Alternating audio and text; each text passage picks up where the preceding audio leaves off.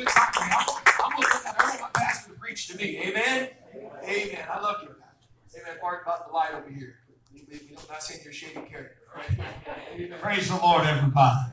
So good to be in the house of the Lord today. Amen. Enjoy the spirit of the worship that is here, the hunger that is felt in this place today.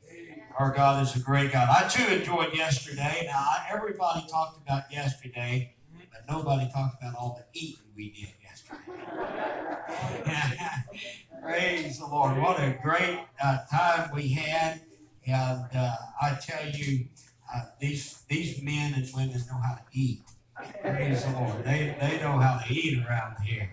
Praise God. We had a great time, a lot of fellowship. We certainly appreciated the men that got to go with us to Washington, D.C.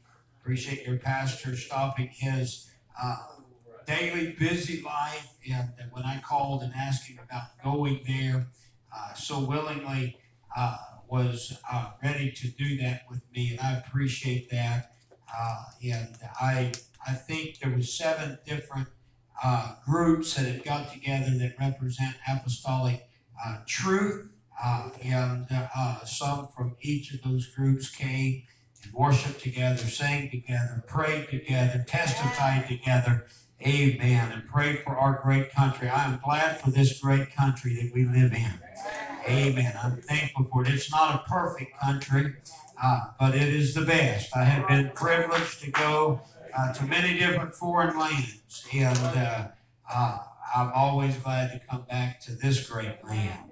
Amen. So thankful for it. Appreciate the opportunity to minister today in this church. I left my iPad when I went through airport security, and you got to take out your cell phone and your laptop and your iPads, anything that is electronic, and they got to go through it, make sure that it's all safe. And so I went through that and picked up everything except my iPad. And so my iPad awaits me back at the St. Louis or the Louisville airport.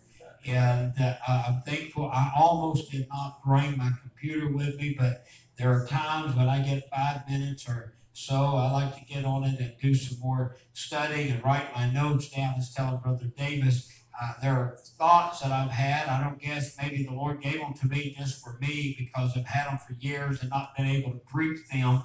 And, but occasionally when I'm driving somewhere or hear somebody say something or see a billboard, the Lord will provoke a thought in me, and I'll go to my computer and write it down.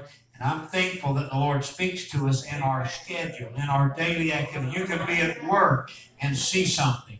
Amen. I don't know exactly where it was at, but I snapped a picture of it. It's been a while I've been up here, and it said, "Put your money where your miracles are." And I took a picture of that, and I thought, you know what, I'm going to preach that somewhere. Amen. Because where your treasure is, amen, there will be your heart also. Amen. I want to see God move, don't you? I want to see God work. Amen. I'm hungry for that. We're going to preach to you today out of the book of Genesis. I'm going to read out of a few different chapters. I'm going to come to you out of Genesis chapter 37. Read a few verses there, then go to Genesis chapter 39, read a few more verses, and then read again in Genesis chapter 40. Amen. We're going to talk about a man that I know that you know a lot about. In Genesis 37, verse 23, says, "And it came to pass, when Joseph was come unto his brethren, that they stripped Joseph out of his coat of many colors, and they took him and cast him into a pit, the pit with water in it." Now, Genesis chapter 39, I'm going to read the first verse and then the 20th verse. "And was brought down to Egypt, and Potiphar, an officer of the Egyptians, bought him out of the hand of the Ishmaelites."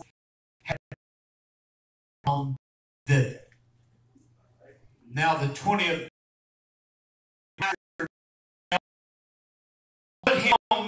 the prison, a place there. Now, in the 40th chapter, I'll end here on the 15th verse. Joseph is recounting this. In Joseph's own words, Joseph said, "For indeed I was stolen away out of the land of the Hebrews, and here also have I done nothing that they should put me into the dungeon." Lord, I'm so thankful for your word and the opportunity today, Lord, to minister this word to your great people. Lord, I'm thankful, Lord, for your call upon our lives. God, I'm thankful for your help today to minister to your people this word. Lord, help, Lord, be born into the hearts of your people by the ministering of your word today. I need your help. Amen. Would you turn to your neighbor and help me right now?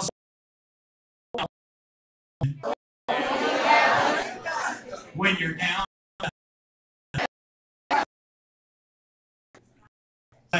you can be seated. Don't be down in the dungeon when you are down in the dungeon. In Genesis chapter 40, we find that Joseph is unjustly kept in Pharaoh's prison house. Joseph himself described this as a dungeon. He found himself in a place that was not of his own choosing. You can begin to read throughout this chapter the story of Joseph. And though that Joseph found himself down in the dungeon, he did not allow himself to get down while he was down in the dungeon. The trial, if you will, the trial of Joseph's physical location did not change the truth of his spiritual life. He refused to allow his physical place to interfere with his spiritual place. Though Joseph was incarcerated, he was not incapacitated. Amen. They could lock him up, but they could not lock his dream up. They could lock him up, but they could not lock him down. The dungeon itself could not deter Joseph from honoring his God and believing that eventually God would work his will in his life. I wish today that I could tell you that when we came to the Lord, that there would be no dungeon days. But for all of God's people, there are days that we spend down in the dungeon. Oh, hallelujah. You see, there's times that we find ourselves as Joseph, take Joseph, God gave him a dream as just a young lad. God gave Joseph, he visited him with such a strong and clear purpose of God. And Joseph, no doubt, he doesn't understand the process. God only revealed to him the last chapter. God only revealed to him, but he didn't reveal to him the process. There are times that we find ourselves living in and living with circumstances that, if we allowed it to, would swallow us up in discouragement and defeat and despair. There's times that we're going through things, and if we stopped and thought about what we was going through, we would get discouraged. If we stopped and thought about where we were at, we would get swallowed up with despair and feel all kinds of defeat. But the story of Joseph begins to to challenge me. It begins to speak to me because Joseph is a story of devotion even in difficulty. Even in all of Joseph's difficulty, he held on to his devotion. He began to show us how to serve God even while he was serving time in the dungeon. Hallelujah. I'm talking about being discouraged. I'm talking about being down. I'm talking about being in a pit. I'm talking about being sold into slavery. I'm talking about Potiphar's wife lying on you. I'm talking about getting cast into the dungeon. And yet in all of that, he kept his faith. He kept his spirit right. And he kept his devotion. God, I believe that you order my steps. Joseph told us in Genesis chapter 40, Joseph told us, I have done nothing. Everybody say that with me. I have done nothing to deserve this dungeon. Oh, there are times, friend, that you look around and say, God, why am I going through this? Lord, why am I suffering this? Why am I having to walk this valley? Joseph himself was there when he said, I have done nothing to deserve being placed in this dungeon. All that I've done is tried to do the work of God. All that I've done is share with my brother and share with my father the vision that God has given me. And as soon as I begin to share that with my brother, as soon as I begin to share that, then all of this, I got betrayed. They stripped me of my coat.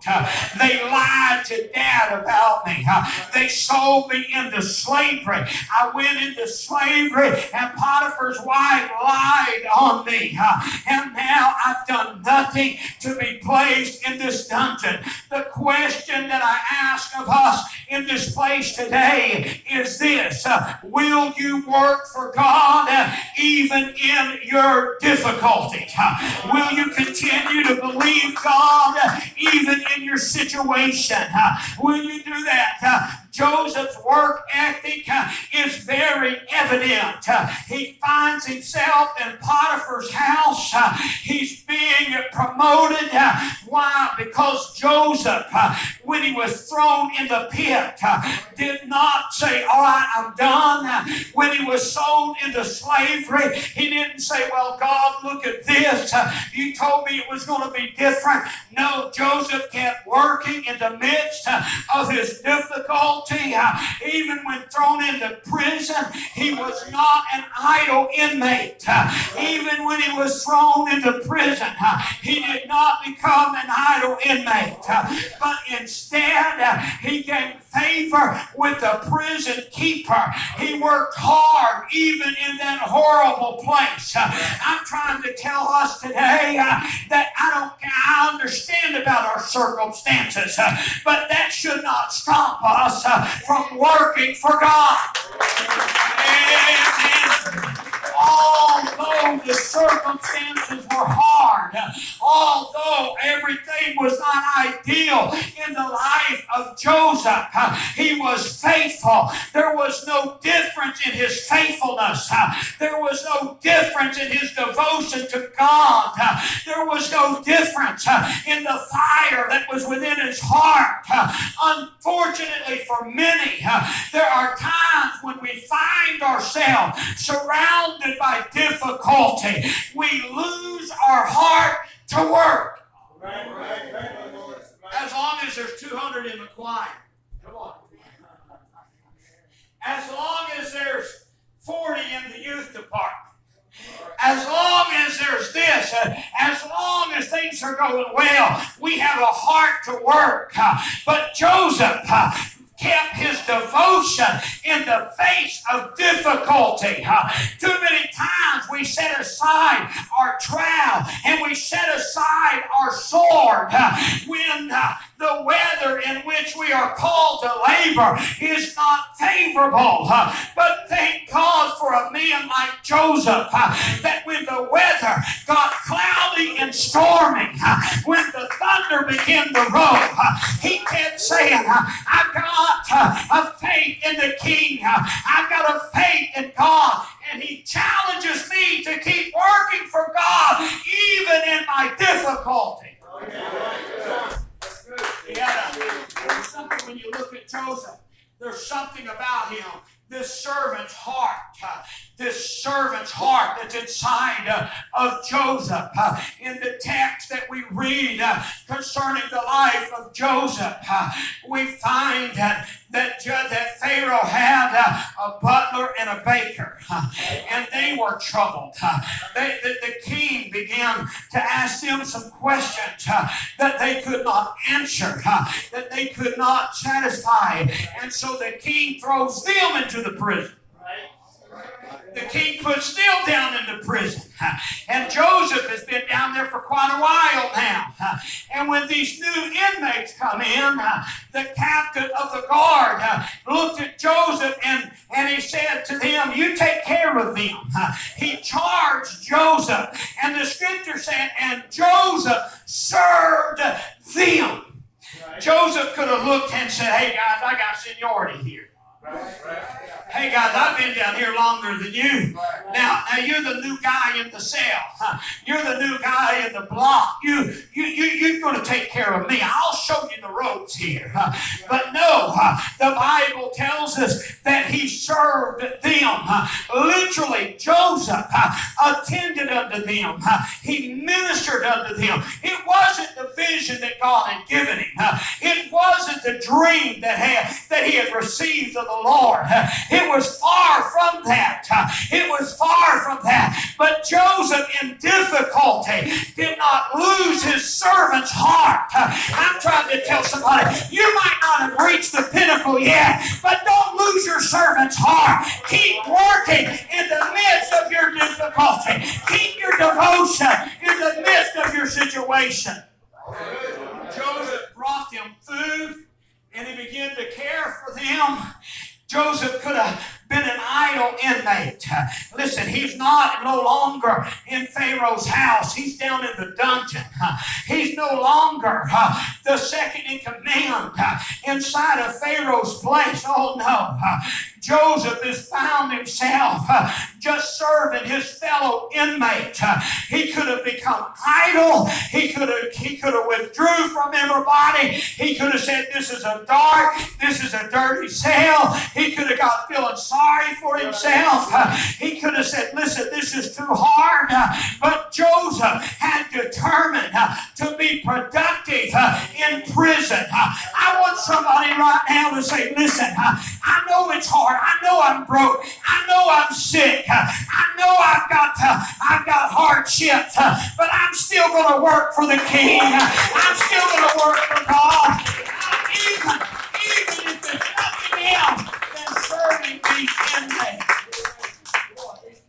The temptation is for us to shut down and do nothing until things get better.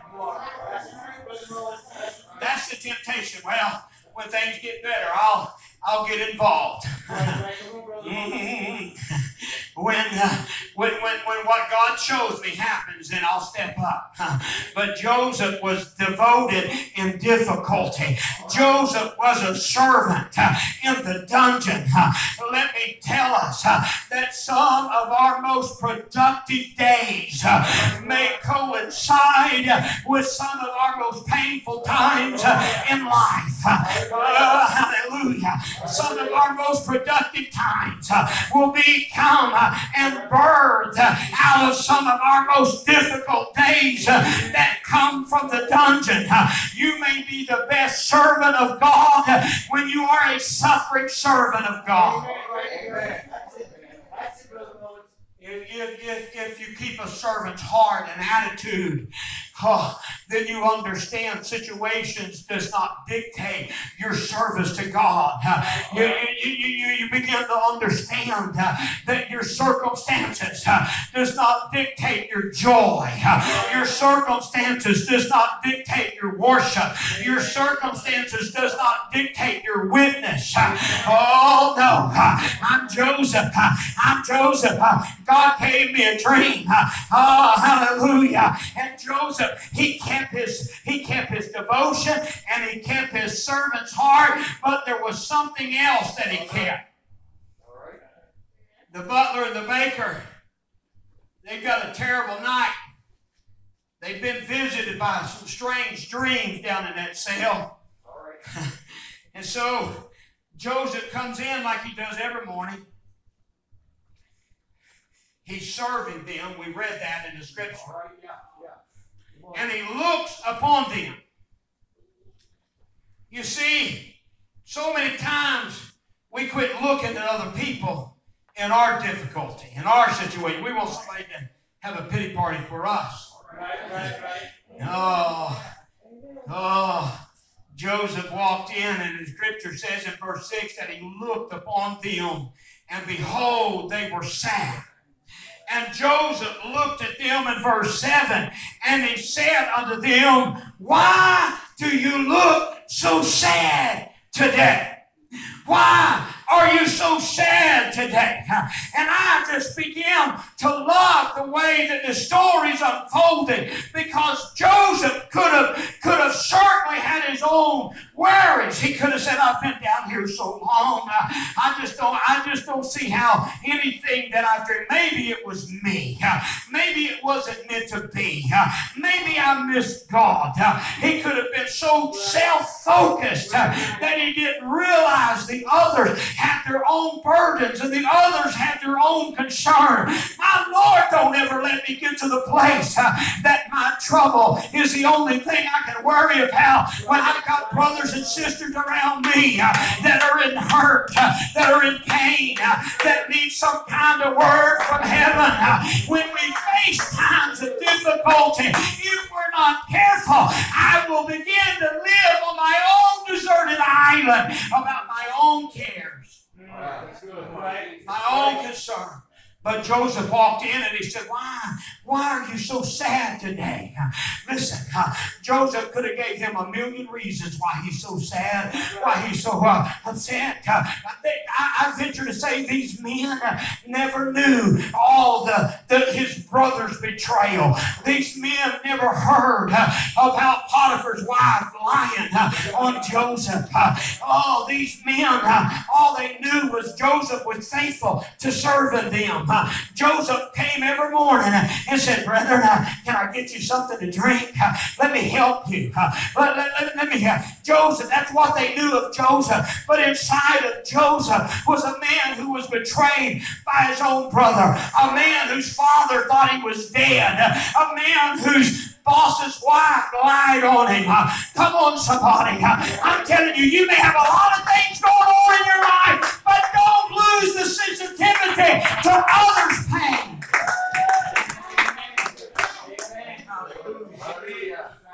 Good stuff. You may be burdened, but you don't have to be blind. All right. You may have a lot on your plate, but you can still feel somebody else's need. Oh, yeah. You're never alone on the road to suffering. Oh no, we're living in a hurting world. I said, we're living in a hurting world. It's so easy to just get lost in mine. It's so easy to get lost in my situation. But I'm here to tell us this morning, you can still work for God no matter how bad your situation is right now. Will you work for God? Will you look at others' needs? Will you hear others say, don't get down in the dungeon while you're down in the dungeon. Don't get long lipped and drag it on the ground when you're down in the dungeon. You're there for a purpose. You're there for a reason. Oh, will you witness for God even in the midst of your difficulty? Will you witness for God even in the midst of your situation? We read where Joseph said, indeed, I was stolen away out of the land of the Hebrews, and I have done nothing that they should put me here. Somebody could be sitting here this morning saying, I've done nothing. Lord, I don't deserve this. God, I've prayed. God, I've been true. God, I've given my offering. God, I've paid my tithe. God, I've fasted. I've done nothing. I've done nothing. Joseph said, I have done nothing to be placed in this dungeon. I've done nothing. He suffered one blow after another blow, one hit after another hit. Joseph said, listen, I've done nothing. I've done nothing. Joseph could have said, listen, Lord, I give up. I give up everything I'm doing. It's turning out wrong. Right.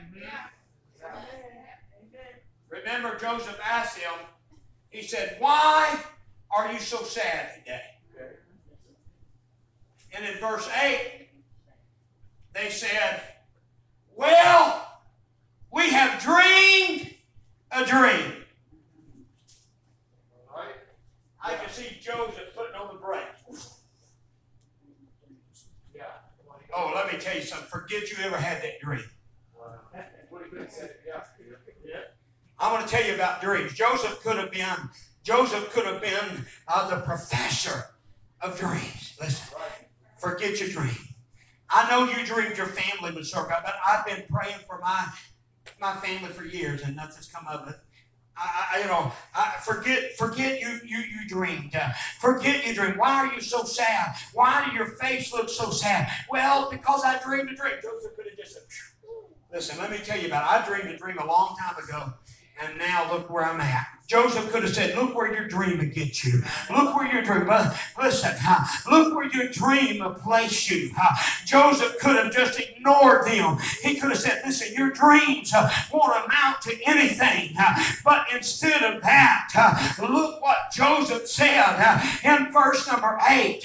Joseph said, do not interpretations belong to God? Do not interpretations belong to, listen, even though Joseph had a dream that had placed him in a place that he had done nothing to deserve, Joseph said, my God is the interpreter of dreams. Come on, somebody. I'm telling you today, you may not have seen it yet, but God is still the giver of revival. He still opens prison doors. He still heals the sick. You may be sick, but tell somebody God's a healer. You may be broke, but tell somebody God's a provider. You may be discouraged, but tell somebody that He's a joy giver. Joseph understood Philippians chapter 1 and verse number 6. He that has begun a good work in you will perform it until the day of Jesus Christ. Joseph understood that God began this thing. God gave me this dream. God spoke to me. God spoke to me. And He that has begun a good thing is able to do it. I just want somebody to understand right now. Don't get down in the dungeon while you're down in the dungeon, because greater days are coming. Joseph, greater days are coming. So Joseph interprets the dream.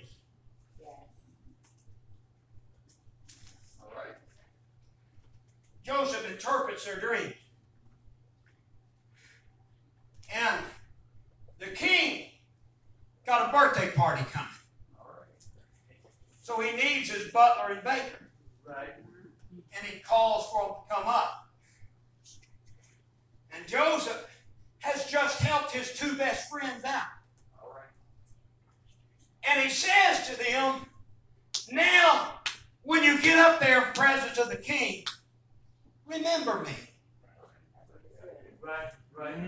Remember me. Hey, remember I gave you the interpretation of the dream. Now, when you get up there, tell the king about me.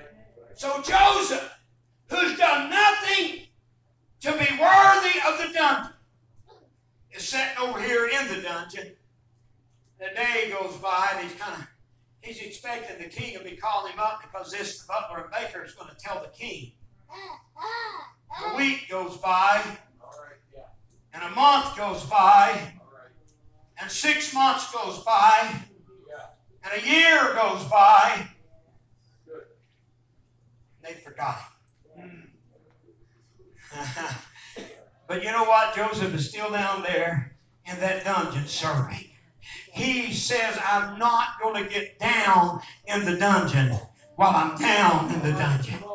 A year and a half goes by, and they still haven't remembered him. 2 years rolls around, all of a sudden the king himself has a dream, and all of a sudden they say, hey, oh king, I remember a guy that when I was troubled, he told me my dream. Let me tell you something today. Will you serve God even in your delay? Joseph said, don't forget me, guys. Don't forget me. But then time rolls on and rolls on. We may think it's past time for God to have done what we think God should do when we think God ought to do it. But God, listen, Joseph, will you serve God even in your delay? When you look at delays in the life of God's people, Abraham had to wait for Isaac. Moses had to go to shepherd school. David had to be a fugitive before he was a king. We got to learn, like Joseph, not to get down in the dungeon while we're down in the dungeon. That even in our delays, God has not forgotten. God has not forgotten what He gave us when we were just a lad. Hallelujah. 2 years rolls by, and all of a sudden, the king is troubled, and these guys remember, hey, it was that Joseph, that man down in the dungeon. He interpreted our dream, king. And so the king calls him up. Let me tell you something. The only thing that God has ever forgotten about you is your sin. Oh, you may feel like God's forgotten the dream. You may feel like God's forgotten the call. You may feel like God's forgotten what He promised. But the only thing that God has ever forgotten about you is your sin. And they are cast in the sea of forgetfulness. Oh, come on, Joseph. Don't get down while you're down in the dungeon. Don't get down while you're down in the dungeon. You may even feel like you got a life sentence. I've done nothing, God, to deserve this dungeon. I've done nothing. And really, when you look at it, what had Joseph done? Thank you, sis. Nothing. What had Joseph done to deserve to be betrayed by his brother? What had Joseph done to be counted as a slave and sold to people he didn't even know and to customs he didn't even know? What did Joseph do to deserve that? What did Joseph do to deserve being cast into the dungeon? He told Pharaoh's wife, I'll not lay with you. Right. He was trustworthy and honest. He honored Pharaoh. But Joseph found that Pharaoh's wife lied on him. Somebody's lied on you. That don't mean you can quit serving God. That don't mean you can give up your dream. That don't mean you can walk away from your call or your purpose. Don't get down. Somebody help me. Don't get down in the dungeon while you're down in the dungeon. Don't get down. Don't get discouraged. Don't quit. Don't throw in the towel. Don't throw in the sword.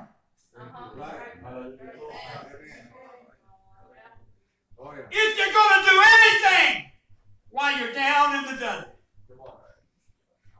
if you're going to do anything while you're down in the dungeon, why don't you do what Acts 16 and 24 says?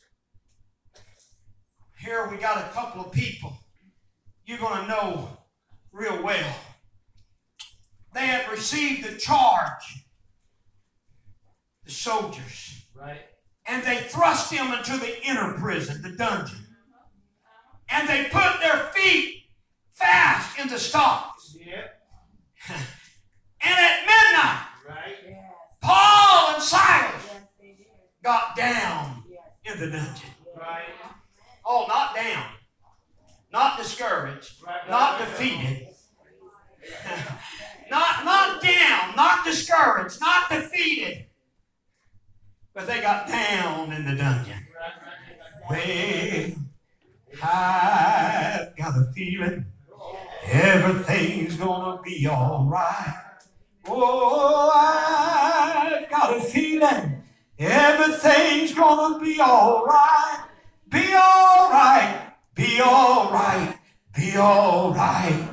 I can just see how they're not going to get down in the dungeon, but they're going to get down in the dungeon. Oh, hallelujah. I need some folks right now. I need some folks right now that's going to get down in the dungeon with me. Come on, Brother Wesley. Hallelujah. I'm not going to talk discouragement. I'm not going to talk defeat. I'm not going to talk about all that's gone wrong. But I've got a feeling. Come on, somebody. Anybody feel like getting down right now? Anybody feel like cutting loose right now? You may be down in the dungeon, but why don't you just get down in the dungeon? Everything's going to be all right. Be all right. As soon as come on, get down in the dungeon. Woo. Dance on top of the devil's grave he made for you. Midnight, Paul and Silas prayed and sang praises unto God.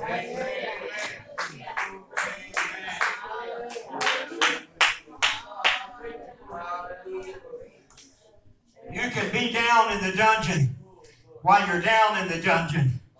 Or you can get down in the dungeon while you're down in the dungeon. Oh, hallelujah. I think somebody ought to just dance right now. I tell you, you haven't got your pay raise yet, but go ahead and dance. Joseph, you still down in the dungeon, but go ahead and get down. Paul and Silas, you've got stripes on your back. Your feet and hands are in stocks and bonds, but get down in the dungeon. Don't be down in the dungeon. Get down in the dungeon.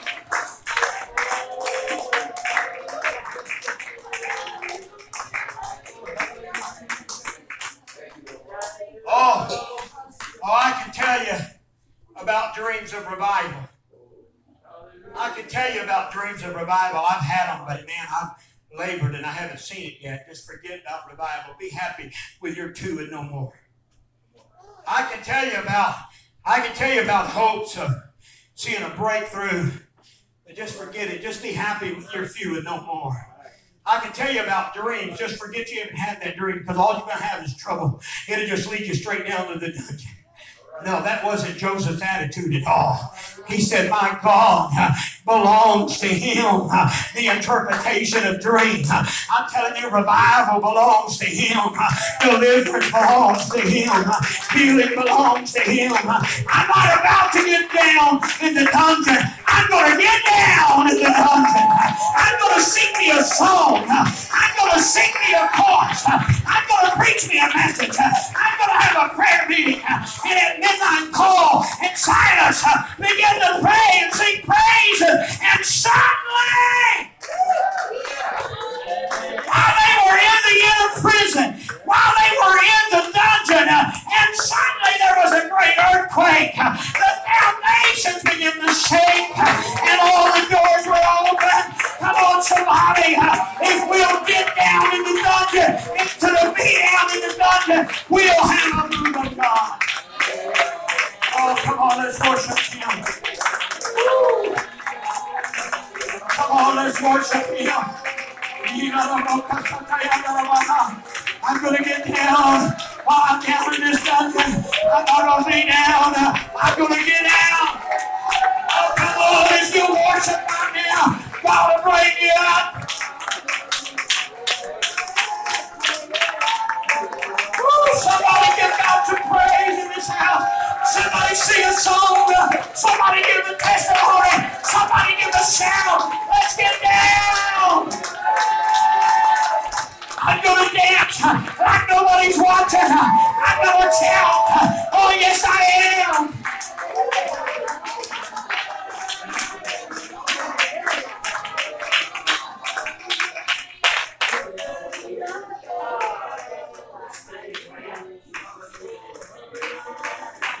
While you're down in the dungeon, you can be down or you can get down. You might as well look at somebody and say, listen, let's get down in the dungeon. Come on. Come on, bless your neighbors. Hallelujah. Hallelujah. I want to get down in the dungeon right now. I want to get down. I want to sing. I've got a feeling everything's going to be all right. Yes, everything is going to be all right. God is able. He's more than able to do exceedingly, abundantly, and above all. Whatsoever you ask or think, you may speak like Joseph and say, I've done nothing. I've done nothing. I've paid my tithes. I've given my offering. I've prayed. I've showed up to work. I've come to prayer meeting. Oh, come on and go ahead and get down because God is faithful.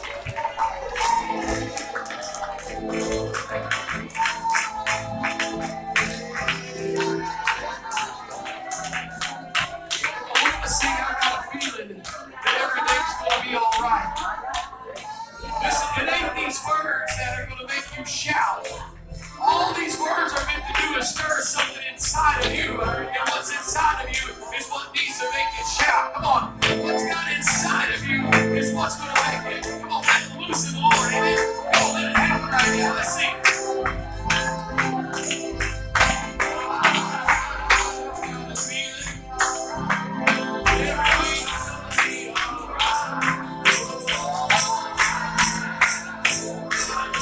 Don't stop worshiping God. Listen, I can't make you shout. You got to do it on your own. You got to see what's being said. You got to see